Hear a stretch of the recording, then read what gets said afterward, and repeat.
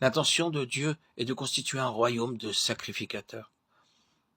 Lorsqu'il a choisi le peuple d'Israël pour en faire son peuple, il avait une seule pensée en vue pour ce peuple.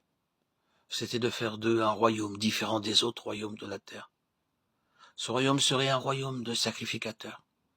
Chacun d'eux devait être prêtre dans ce royaume. Chacun d'eux devait avoir pour seule et pour unique vocation de servir Dieu. Dieu désire choisir des personnes sur la terre qui le servent. Dieu désire avoir sur cette terre un peuple qui vive seulement pour son service. Dieu aspire à ce que tous ses enfants soient des prêtres et qu'ils le servent. Quand le peuple d'Israël est parvenu au Sinaï, Dieu leur a dit qu'il voulait faire d'eux ce royaume de sacrificateurs.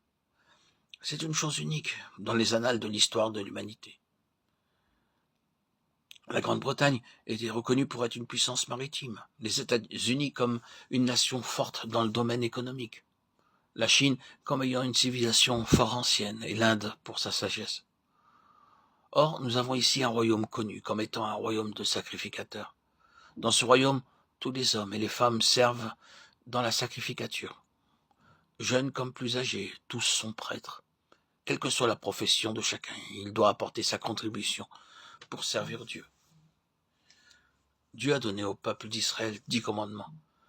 Après avoir déclaré au peuple qu'il voulait faire d'eux un royaume de sacrificateurs, Dieu a dit à Moïse de monter vers lui sur la montagne.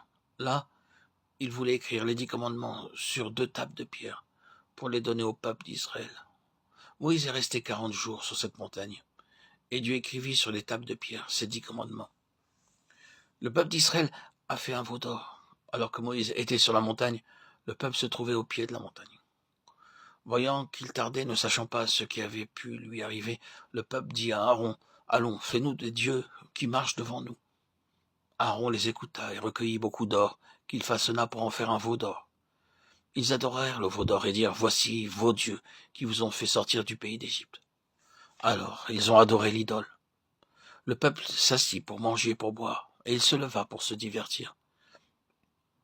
Ils se sont beaucoup réjouis.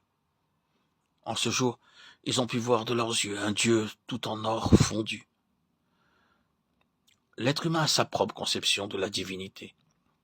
Il veut toujours se faire un Dieu d'après ce concept pour pouvoir l'adorer comme il lui plaît.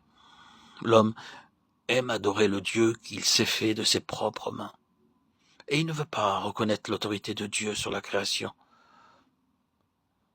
L'homme n'est pas satisfait d'être une créature de Dieu.